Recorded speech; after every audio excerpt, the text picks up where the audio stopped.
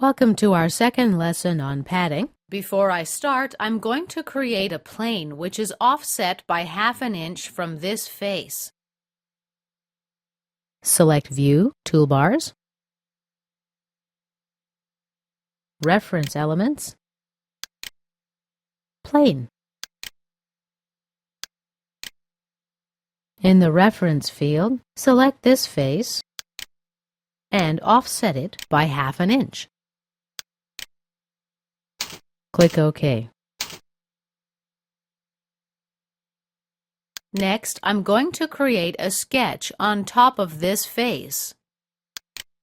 I'll use the Spline tool to create a spline.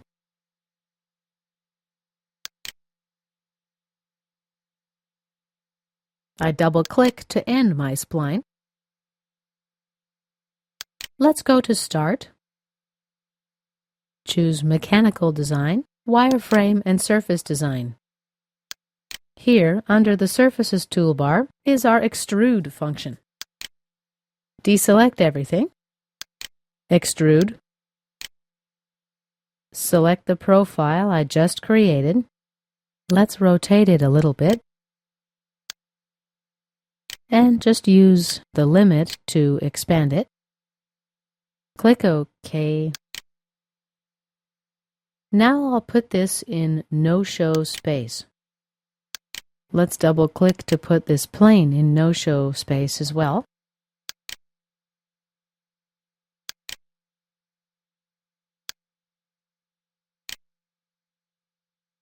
Right-click.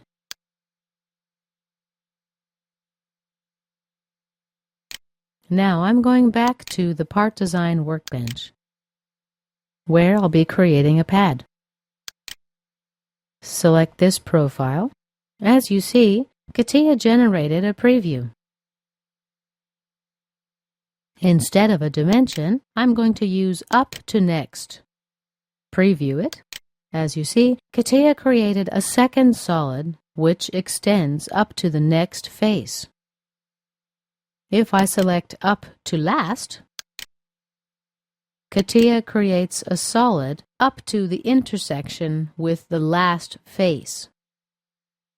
I can also select Up to Plane. Even though I've got the plane in no-show space, I can select it from the tree.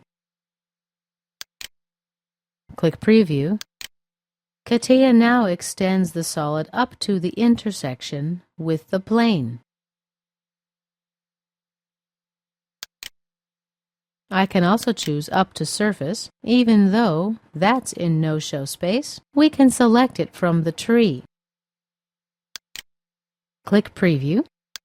And as you can see, CATIA has extended the solid up to the intersection with our surface. Let's swap it out to visible space.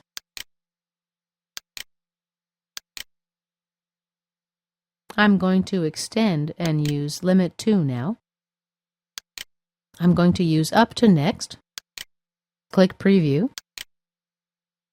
In this case, Up to Next or Up to Last are basically the same. Click OK, and this concludes our second lesson on padding.